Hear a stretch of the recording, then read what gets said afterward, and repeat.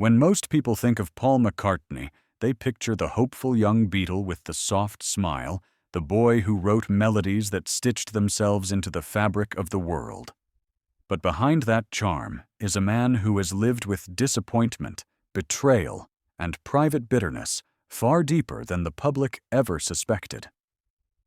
For decades, fans assumed the Beatles' biggest conflicts revolved around music or money. Few ever realized that Paul carried emotional scars, wounds tied to men he once trusted, admired, or loved like family. Only later in life would the truth begin to surface. These are the figures who left the deepest marks on Paul McCartney's heart, the people whose actions reshaped his life, his career, and the Beatles themselves. 1. John Lennon, the brother who became the wound Paul and John created more than 200 songs together, a partnership unmatched in music history. But by the mid-60s, their bond was unraveling. Paul's growing perfectionism frustrated John. John's disregard for rules and his increasing reliance on Yoko Ono irritated Paul.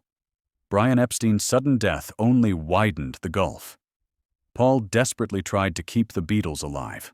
John wanted escape. Arguments in the studio grew relentless. George Harrison even walked out at one point. When Paul finally sued to dissolve the band, John felt betrayed. John hit back with, "How do you sleep?" while Paul slipped his response into, "Too many people." They were speaking through songs instead of to each other. Before they could find their way back, John was murdered. Paul spent years grimacing at the memory of their final arguments, forced to live with apologies that would never be spoken. 2. Michael Jackson, the student who outsmarted the teacher. In the early 80s, Paul treated the rising star like a little brother. They laughed, collaborated, and shared stories, until the day Paul casually explained the power of owning publishing rights. Michael listened closely, too closely. When the Beatles' song catalog went up for sale in 1985, Jackson bought it for $47.5 million. Paul wasn't merely stunned, he felt betrayed. He had handed Michael the very knowledge used to take the music of his youth. They were never friends again. 3. Mark David Chapman. The man Paul refuses to name Chapman didn't just kill John Lennon. In Paul's eyes, he destroyed the Beatles' last chance at healing. When reporters shoved microphones at Paul that night, all he managed was the stunned phrase, "It's a drag." Those words haunted him for decades. In private, he was shattered. In public, he carried the grief quietly, unable to comprehend how one stranger robbed the world of a reunion that was finally becoming possible. 4. George Harrison.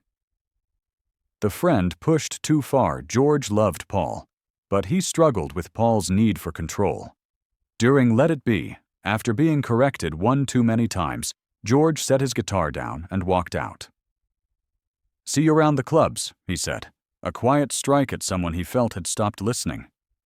Even after the Beatles ended, business disputes strained their friendship. They eventually softened toward each other, but the cracks never fully healed. 5. Yoko Ono. The presence that shifted everything. Yoko didn't destroy the Beatles, but she changed the atmosphere the second she entered the studio. Paul never blamed her for loving John.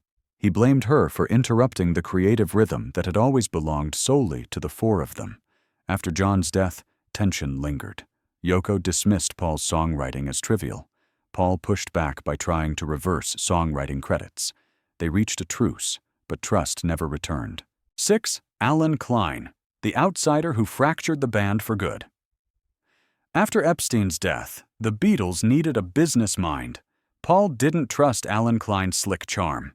John, George, and Ringo did. They hired him. Paul refused.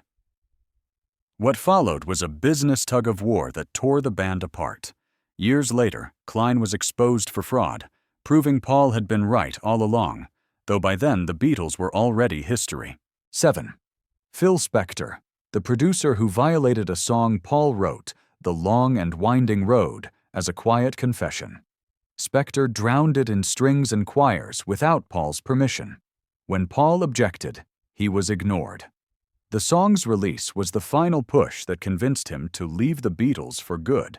Decades later, he finally restored it to its original form on Let It Be Naked, reclaiming what he felt had been stolen. Paul McCartney rarely speaks openly about resentment, not because he's afraid, but because he knows the cost of anger in the public eye. At 80+, he chooses silence, grace, and music over grudges.